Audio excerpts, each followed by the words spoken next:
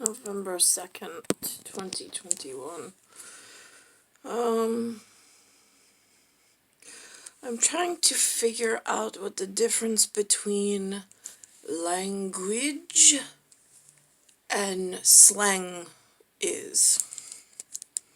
Now, there's a place on the northeast coast of where I'm being held captive with this unity flag of some sort. During a period that this is happening, I'm in like this hole because I have time dysplasia, dysphoria, and amnesia at times.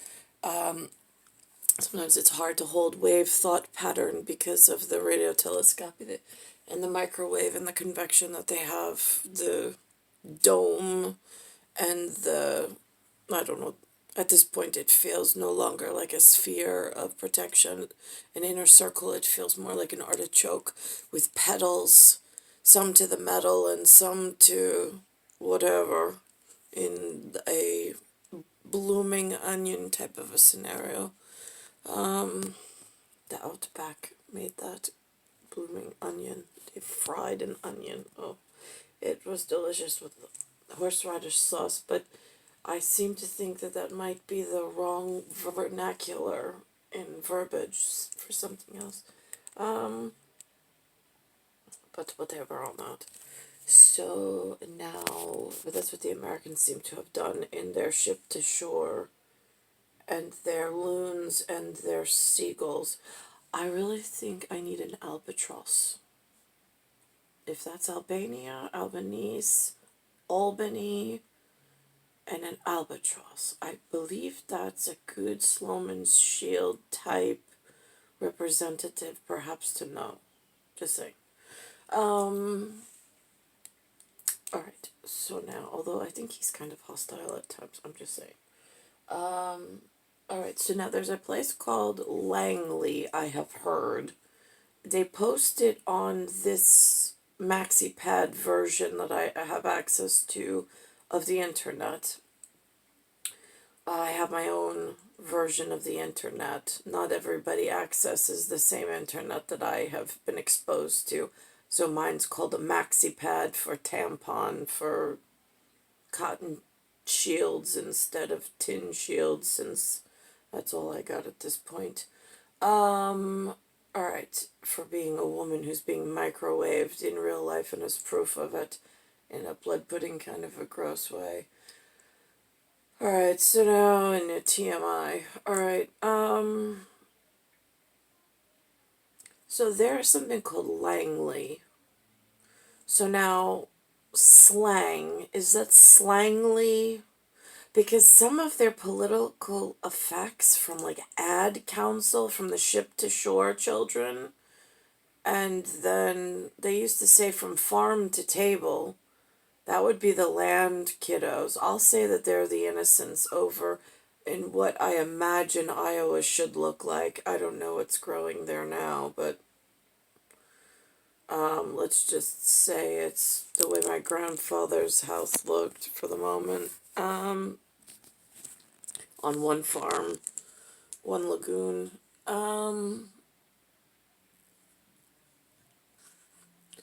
So this English, they have this slangly that I try to decipher into some kind of language.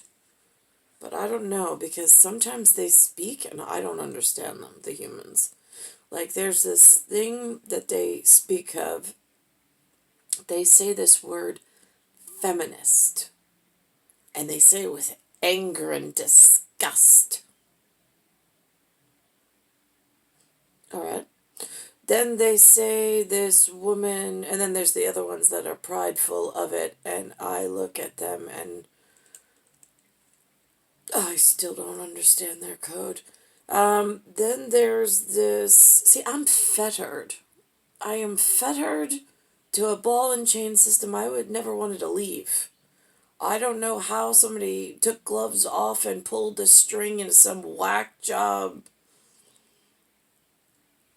whatever, that I'm now suddenly in the middle of, like, that doesn't look right. Just saying. Now I've got, let me think about this. Um,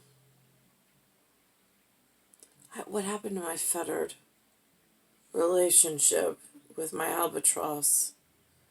I mean, I don't know what the humans have turned that simple phrase of Luft garden, but I don't know what I mean, they keep twisting and turning things into the wrong things. Then they have something called socialism. I don't know what they think that means. I haven't been able to get a single human to explain it to me with any degree of certainty. Same thing with the feminism, same thing with misogynism, same thing with narcissism. Like, these isms sound like they're Langley campaigns of some sort, but I really don't hear human intelligence with authority in any of them. I hear a lot of zeal, Zeal, but it's wishy-washy. It doesn't really make sense because they never want to get in trouble and like stick wholeheartedly to one thing. I have to think about this. They say socialism, they say, right, I have my own take on what they did as far as the demon children of evil children from everywhere breaking everything called Democrats.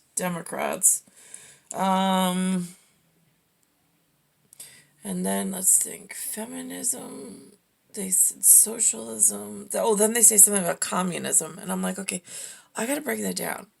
I'm like, if there's a commune, it's a birth system, but I don't know what communism means to all of you, because they gave you some form of communism in a socialist setting, and it was like a gigantic game of telephone, and you all ruined the world with it. So now I don't know what to say, because I really don't want to have to say anything, but I'm just calling a spade, since now you're all being called to task for all the communal disease that you perpetuated amongst one another between bioengineered products of pushing the bill off a little further into the future and making everybody, including everybody's children, and then consuming all of this other crap and garbage, whether it be word, sound, or playful entertainment, and just again breaking more systems. I mean, they're just breaking down everything. I'm just fettered. I want to go be fettered back to like one swim lane. I'm the only one in it. I like the head coach at the top of the told me like, okay, this time it's going to be backstroke. Great. I did that. I came back. I said, okay, what's next? All right, next is, I don't know. He had the play. He came up with whatever was coaching, and I don't know how to coach a swim team. That's your job. You're wearing the special get up, and you're the guy at the edge of the lane. So now what? I don't like Lou does not qualify. I don't respect him in any way, shape, or form. He's never been a very good coach, even at soccer. It's like, okay, Lou, give me the details of what you got going on, because I mean, the man had already stuck me with needles and bioengineered products, but you like really thought I was gonna follow his lead? Not in your fucking life. He already sold me out to like ship to shore shit bags. Now I gotta like self protect in a reef in a lagoon by myself. Looking for an albatross. I'm like, okay, I know they exist. No, I only see seagulls and loons. I don't see any albatross anywhere. That's gonna be a problem. Lou looks like a seagull to me. I need an albatross. Um, let's think about this. Like, yeah. I'm gonna leave it there though. And star 1978, star 8378, Nicole Cattaruzza. But seriously, the humans, like, they just, I don't know. I don't know what winds them up and sets them on their toy soldier campaigns in this arena of ad council and television. The only television, I said this before, I really like are the nature programs, like Big Cat Diary. Oh my gosh, my kids and I, we love that. That we taped on DVR and then we'd watch at our leisure. Same thing with not Jeff Corwin, because I didn't know when he was on. Steve Irwin was dead by the time kids were born. Let's think about this. There was another guy, I forget his name. He was working at some chimpanzee thing with Jane Goodall. I forget his name though, but he's like really big with the chimpanzees in some part of Africa. Him I really liked to watch. I would tape his animal program, because they're so informative, and it was a whole nother vernacular that I thought was safe for the children to learn.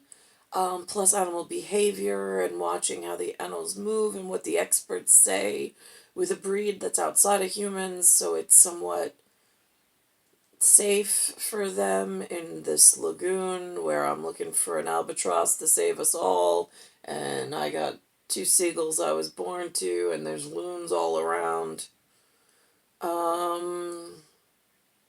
I protect my nest. Then I've got Jason and Anthony, 1976, 1975. They look like seagulls to me. I'm still looking for an albatross.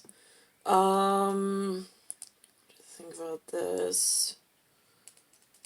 Alright.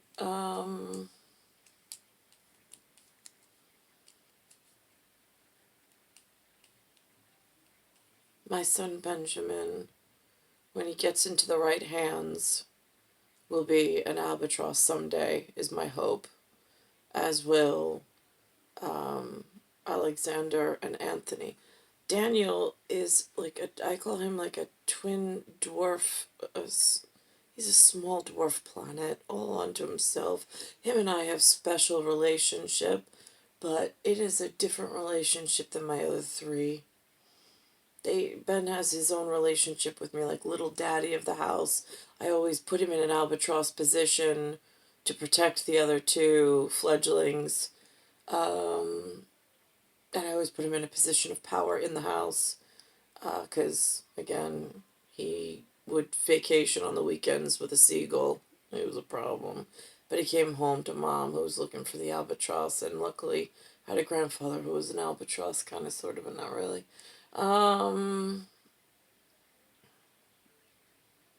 Yes, my grandfather was an albatross, but he was too far away from his own nest, which became a problem for me, and time elapsing or dilation. So